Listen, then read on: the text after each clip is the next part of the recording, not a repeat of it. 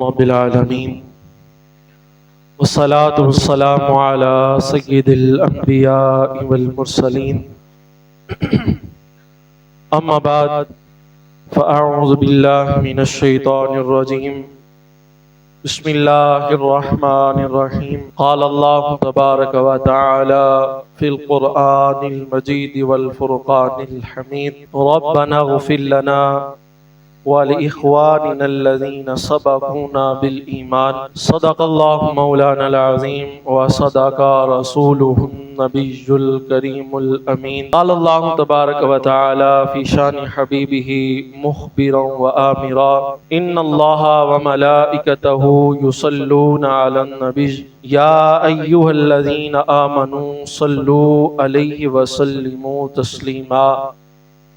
باوازی بلند پڑھ لیجئے الصلاۃ والسلام علیکہ یا رسول اللہ وعلی آلک واصحابک یا حبیب اللہ، الصلاۃ والسلام علیکہ یا نبی اللہ وعلی آلک واصحابک یا نور اللہ، مولاي صل وسلم دائما ابدا علی حبیبک خیر الخلق کلہم هو الحبیب الذی ترجا شفاعته لكل هول من الاحوال مقتحم، محمد سید الکونین والثقلین والفریقین من عرب ومن عجم، یا رب بالمصطفى بلغ مقاصدنا واغفر لنا ما مدى یا واسع الکرم۔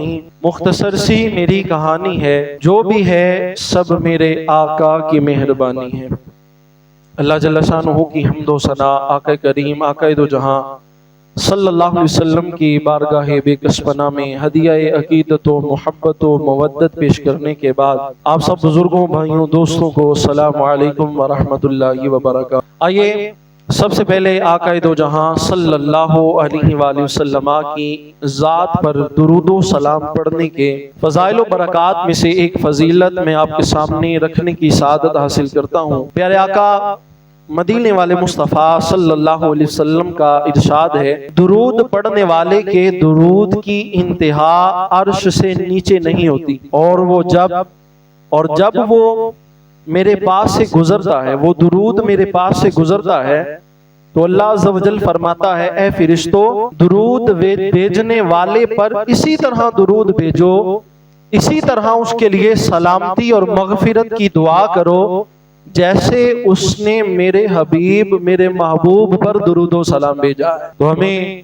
آقا کریم آقا دو جہاں صلی اللہ علیہ وآلہ وسلم کی ذات پر زیادہ سے زیادہ درود پاک پڑھنا چاہیے۔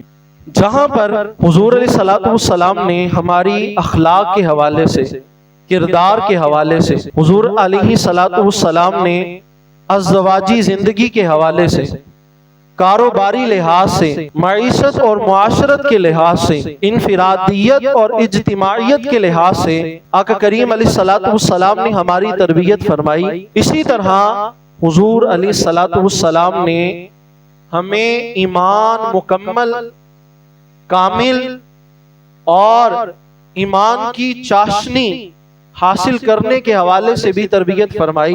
آج کی ہماری گفتگو کا موضوع بڑا پیارا موضوع ہے کہ اپنی آنکھوں کی، اپنی نگاہوں کی حفاظت کرنا۔ اس پر میں آپ کے سامنے حضور علیہ الصلوۃ والسلام کی ذات کا عطا کردہ ایک فرمان آپ کے سامنے رکھنے لگا ہوں کہ پیارے آقا صلی اللہ علیہ وآلہ وسلم نے ارشاد فرمایا العینان تزنیان۔ اب اس حدیث کو سمجھیں گے تو بات سمجھنا، موضوع کو سمجھنا آسان ہو جائے گا۔ حضور فرماتے ہیں العینان تزنیان، حضور فرماتے ہیں کہ آنکھیں بھی زنا کرتی ہیں، یعنی آنکھ کی حفاظت، آنکھ کی اپنی آنکھ کو بے حیائی سے بچانا یہ بڑا ضروری ہے، اور ایمان کے مکمل ہونے کے لیے، ایمان کے کامل ہونے کے لیے اپنی نگاہوں کی حفاظت کرنا یہ بڑا ضروری ہے۔ تو ہمیں بھی غور کرنا چاہیے، توجہ دینی چاہیے۔ بزرگان دین رحمہم اللہ مبین، ہمارے اسلاف کا یہ طریقہ، یہ انداز رہا کہ وہ عبادت کرنے کے ساتھ ساتھ، نیکیاں کرنے کے ساتھ ساتھ اپنی نیکیاں بچانے پر بھی خصوصی توجہ فرمایا کرتے تھے۔ بہت بڑا کمال ہے، یہ کمال ہے کہ آج کے دور میں کسی کو کوئی نیکی کی توفیق مل جائے، کسی کو کوئی نیکی کرنا نصیب ہو جائے، لیکن اس سے بڑا کارنامہ، اس سے بڑی کامیابی یہ ہے کہ بندہ نیکیاں کر کے ان نیکیوں کو محفوظ فرما لے، ان نیکیوں کی حفاظت کر لے۔ ہمارے بزرگان دین کا طریقہ بھی یہی تھا کہ وہ نیکیاں کرنے کے ساتھ ساتھ نیکیوں کی حفاظت پر بھی خصوصی توجہ فرمایا کرتے تھے، اور اپنی نگاہوں کی حفاظت کیا کرتے تھے، اپنے آپ کو گناہوں سے بچایا کرتے تھے، دنیا سے الگ تھلگ رہا کرتے تھے۔ پیارے محترم اسلامی بھائیوں، غور کرنے کی ضرورت ہے۔ ایک بزرگ رحمت اللہ تعالی علیہ، آپ ایک دفعہ ایک جگہ پہ تشریف فرما تھے کہ زاروں کی تار رونے لگ گئے، زاروں کی تار رونے لگے۔ کسی نے پوچھا حضور رونے کی وجہ کیا ہے، رونے کا سلسلہ کیا ہے، آپ کیوں رو رہے ہیں؟ تو آپ رحمت اللہ تعالی علیہ نے فرمایا کہ ایک عرصہ ہو گیا اللہ تعالیٰ نے مجھے تہجد کی نماز سے محروم رکھا ہے، ایک عرصہ ہو گیا کہ میں تہجد کی نماز نہیں پڑھ پا رہا۔ لوگوں نے پوچھا حضور اس کی وجہ؟ آپ نے فرمایا اس کی وجہ یہ ہے کہ میں ایک دفعہ سفر پر تھا، تو دوران سفر میں نے ایک چھت کی طرف نظر اٹھایا، اپنی نظروں کو ایک چھت کی طرف اٹھایا جو اچانک اٹھی، تو فرماتے ہیں کہ ایک نامحرم عورت پر میری نظر پڑ گئی، حالانکہ وہ نظر میں نے فوراً ہٹا لی، جو کہ شریعت میں معاف بھی ہے کہ نظر پڑنے پر فوراً ہٹا لی جائے، تو اس انداز میں جو پہلی نظر ہوتی ہے وہ معاف ہوتی ہے۔ آپ فرماتے ہیں میں نے نظر کو فوراً ہٹا لیا، اس کے باوجود مجھے ایک عرصے سے نماز تہجد سے محروم رکھا گیا۔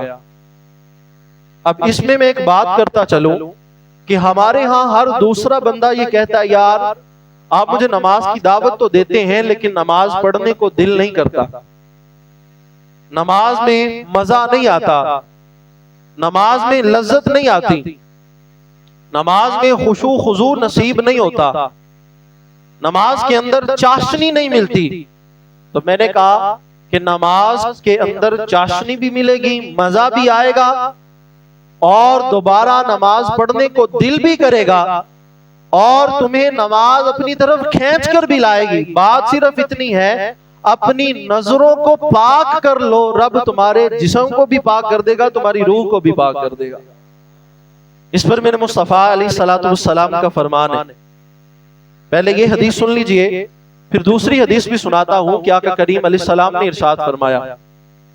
حضور علیہ السلام ارشاد فرماتے ہیں کہ جو شہوت کے ساتھ نفسانی لذت کے لیے، آپ کی توجہ ہے، نفسانی لذت کے لیے مصطفیٰ کریم علیہ السلام فرما رہے ہیں، جو نفسانی لذت کے لیے، اپنی شہوت کو پورا کرنے کے لیے، اپنی اندر موجود شیطان کو راضی کرنے کے لیے، اپنے نفس کو راضی کرنے کے لیے، فرمایا کسی اجنبیہ عورت کے حسن و جمال کے اندر غور و فکر کرتا ہے، اس حسن و جمال کو دیکھتا ہے، مصطفیٰ کریم علیہ السلام نے ارشاد فرمایا کہ قیامت کے دن اللہ تبارک و تعالی اس کی آنکھوں میں پگھلا ہوا سیسا ڈالے گا۔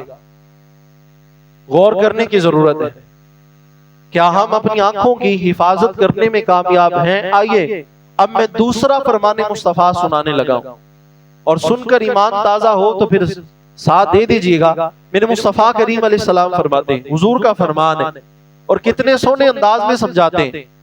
حضور علیہ السلام ارشاد فرماتے ہیں، آقا فرماتے ہیں کہ جو اپنی آنکھ کی حفاظت کرتا ہے، حدیث پاک کا مفہوم ہے جو اپنی آنکھ کی حفاظت کرتا ہے، اپنی آنکھ کو حرام دیکھنے سے بچا لیتا ہے، اپنی آنکھ کو گناہوں سے بچا لیتا ہے تو اللہ تعالیٰ اسے نماز میں وہ لذت عطا فرماتا ہے، سجدوں میں وہ لذت عطا فرماتا ہے جو اسے کائنات کی کسی دوسری چیز میں نصیب نہیں ہوتی۔ تو سجدوں کی لذت چاہیے تو پھر اللہ کو راضی کرنا ہوگا، اور اللہ راضی کیسے ہوگا؟ اپنی نگاہوں کی حفاظت کرنی ہوگی، اپنی آنکھوں کی حفاظت کرنی ہوگی، اپنے آپ کو حرام دیکھنے سے بچانا ہوگا۔ آج معاشرے کا المیہ ہی یہ ہے، ہمارے معاشرے کا معاذ اللہ المیہ ہی یہ ہے کہ ہمارا نوجوان جو کبھی 19 سال کی عمر کے اندر سندھ کو فتح کر دیتا تھا، ہمارا نوجوان اللہ تعالیٰ کی بارگاہ کے اندر حاضر ہو جاتا تھا اور اپنا سب کچھ اللہ اور اس کے رسول پر قربان کر دیتا تھا، آج وہ نوجوان ٹک ٹاک پر ڈانس کرتا نظر آتا ہے۔ آج وہ نوجوان معاذ اللہ شہرت کے لیے اپنی عزت کو داؤں پر لگاتا ہوا نظر آتا ہے۔ آج وہ نوجوان اپنے آپ کو فیمس کرنے کے لیے، چند لائکس لینے کے لیے گناہوں بھرے گانے اور باجے اپنی آئی ڈی کے ذریعے لوگوں تک پہنچاتا ہے تاکہ لوگ میری ویڈیو کو دیکھ کر مجھے لائک کریں۔ میں نے کہا یہاں تو لائک ہو جائے، شاید لائک ہو جائے، تجھے چند لائکس مل جائیں، لیکن اس عمل کی وجہ سے اگر اللہ کی بارگاہ میں، اللہ کے رسول کی بارگاہ میں ان لائک ہو گیا تو دنیا بھی برباد ہے، آخرت بھی برباد ہے، دنیا بھی برباد ہو جائے گی، دنیا میں بھی رسوائی نصیب ہوگی اور آخرت میں بھی رسوائی نصیب ہوگی۔ اس نوجوان کو غور کرنا چاہیے، توجہ کرنی چاہیے جو نوجوان اللہ اور اس کے رسول کی بارگاہ سے دور ہوتا چلا جا رہا ہے۔ آج بھی اللہ کی بارگاہ میں آ جاؤ۔ میرے مصطفیٰ کریم علیہ السلام ارشاد فرماتے، حضور فرماتے ہیں اللہ کو 3 چیزیں بڑی ہی پسند ہے۔ اللہ کرے آپ کو بھی یہ بات سمجھ میں آ جائے اور پسند آ جائے۔ حضور فرماتے ہیں اللہ کو 3 چیزیں بڑی پسند ہیں۔ یا رسول اللہ کون سی؟ فرمایا سردی کا وضو۔ آ رہی ہے سردی جناب، فون لگن کے پتے کیڑا استقامت نہ وضو کر کے نماز پڑھتا ہے، کئی ٹھنڈ دی وجہ تو نماز ہی چھڑ دیتے نہیں، بھئی ٹھنڈا پانی وضو کرنا مشکل۔ تو حضور نے فرمایا سردی کا وضو، دوسرا فرمایا گرمی کا روزہ، گرمی کا روزہ، اور فرمایا تیسری چیز اللہ کو جو سب سے زیادہ پسند ہے، میرے مصطفیٰ فرماتے ہیں وہ جوانی کی عبادت میرے رب کو بڑی پسند ہے۔ اب یہ نوجوان کو غور کرنا چاہیے، نوجوان کو غور کرنا چاہیے۔ یہ نوجوان جو بھٹکا پھر رہا ہے، جو منزل کی تلاش میں ہے، جو یہ چاہتا ہے مجھے کامیابی مل جائے، جو یہ چاہتا ہے کہ میری معاشرے کے اندر عزت ہو۔ او بھئی عزت ٹک ٹاک کے ذریعے سے نہیں ہوتی، عزت گانوں اور باجوں پر ڈانس کرنے سے نہیں ہوتی، عزت ملتی ہے جب بندہ مصطفیٰ کریم کا سچا نوکر بن جاتا ہے، پھر اللہ تعالیٰ یہاں بھی عزتیں عطا فرماتا ہے، آخرت میں بھی عزتیں عطا فرماتا ہے۔ تو حضور علیہ السلام سے محبت، آقا کریم علیہ السلام سے پیار، یہ کامیابی کی علامت ہے، یہ کامیابی کی علامت ہے۔ آقا کریم علیہ السلام کی بارگاہ میں جو سچے دل سے آ جائے، میرے مصطفیٰ کریم علیہ السلام اسے غلامی کی سند عطا فرما دیں تو پھر اس کا یہاں بھی بیڑا پار ہوتا ہے، آخرت میں بھی بیڑا پار ہو جاتا ہے۔ پیارے محترم اسلامی بھائیوں، آنکھوں کی حفاظت یہ بڑی ضروری ہے۔ اگر ہم چاہتے ہیں، اب دیکھیں نا، پہلے آپ واقعات سنتے ہوں گے کہ جی فلاں بزرگ کو حضور علیہ السلام کا دیدار ہو گیا، فلاں بزرگ جو تھے وہ آقا کریم علیہ السلام کی بارگاہ میں کثرت سے درود پڑھا کرتے تھے، حضور نے کرم فرمایا اور اپنا دیدار عطا فرما دیا۔ یہ آج کل آپ کو سننے کو نہیں ملتا نا۔ کبھی آپ نے سنا ہو، کوئی واقعہ سامنے آیا ہو، بھئی غور کرنے کی ضرورت ہے۔ آج بھی ہم حضور کے امتی ہی ہیں، آج بھی ہم حضور کے غلام ہی ہیں، لیکن حضور دیدار انہیں عطا فرماتے ہیں، حضور سامنے ان کے آتے ہیں جو یہ کہتے ہیں سبحان اللہ ما اجملکا ما احسنکا ما اکملکا، کتھے میرے علی کتھے تیری ثنا گستاخ اکھیاں کتھے جا لڑیاں. جو سچے دل سے مصطفیٰ کریم علیہ السلام سے محبت کرتے حضور انہیں دی.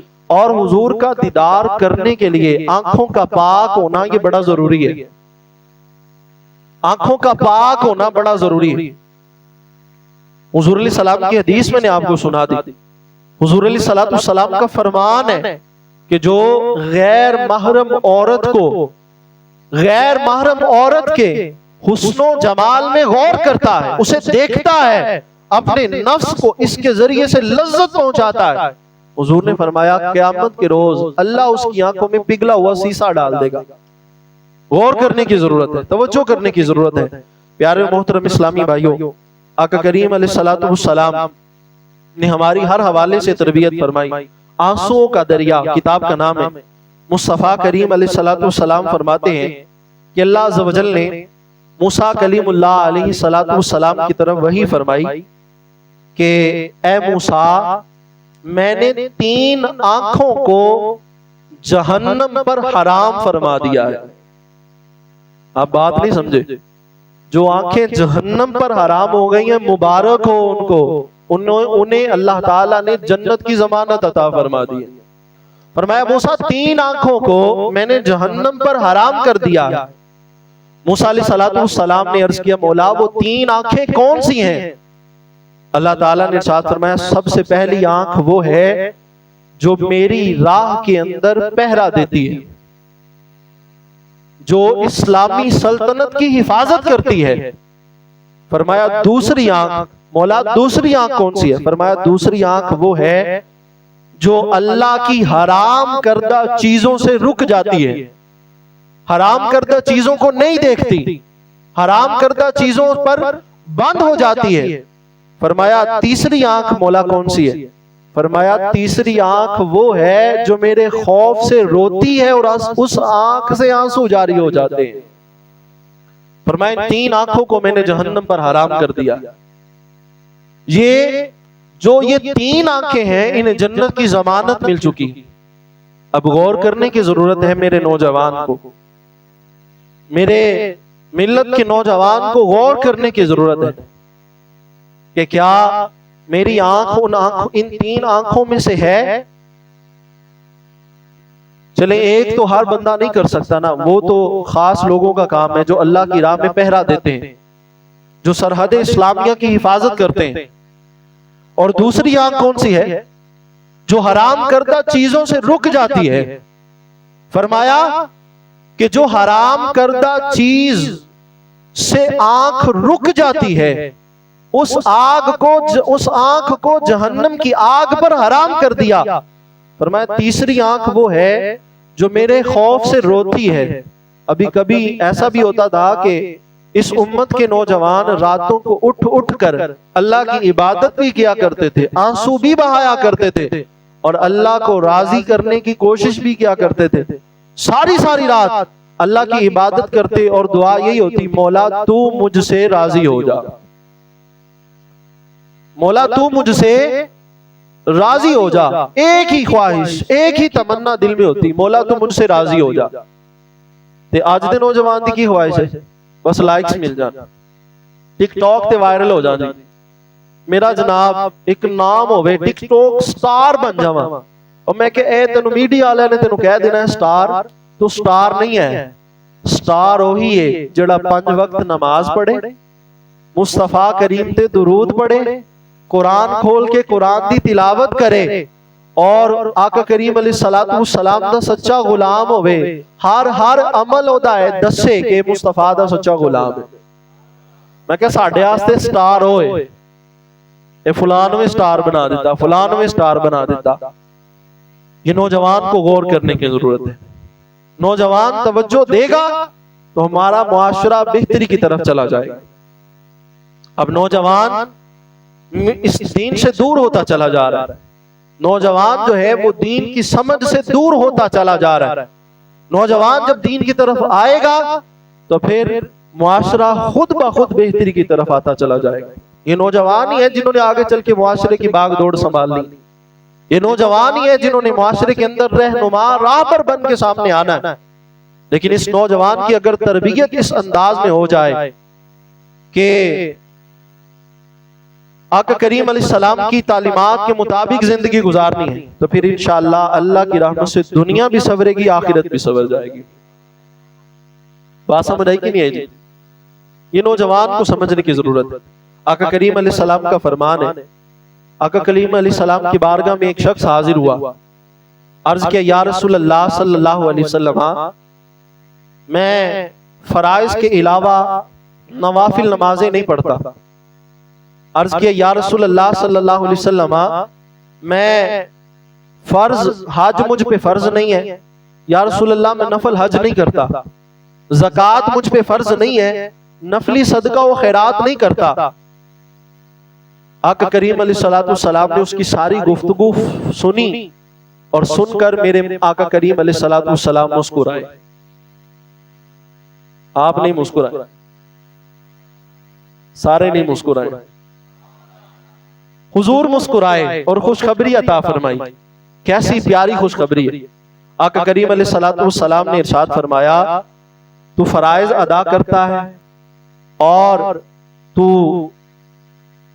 نوافل کی کثرت نہیں کرتا، صدقہ و خیرات کی، نفلی صدقہ و خیرات کی کثرت نہیں کرتا، فرمایا کہ تو جنت میں میرے ساتھ یوں ہوگا، لیکن شرط یہ ہے کہ یہ عمل ہو۔ یا رسول اللہ کون سا؟ فرمایا کہ تو خیانت نہ کرتا ہو اور مسلمانوں سے حسد نہ رکھتا ہو، اپنی زبان کو جھوٹ اور غیبت سے بچاتا ہو، اور فرمایا جس کی طرف نظر کرنا اللہ نے تجھ پر حرام کیا ہے اس سے اپنی نظر کو بچاتا ہو، میں ان ساروں کو گواہ بنا کے کہتا ہوں جنت میں تو میرے ساتھ ہی ہوگا۔ اب نوجوان یہ سمجھ لے تو بات مسئلہ حل ہو جائے، پریشانی دور ہو جائے۔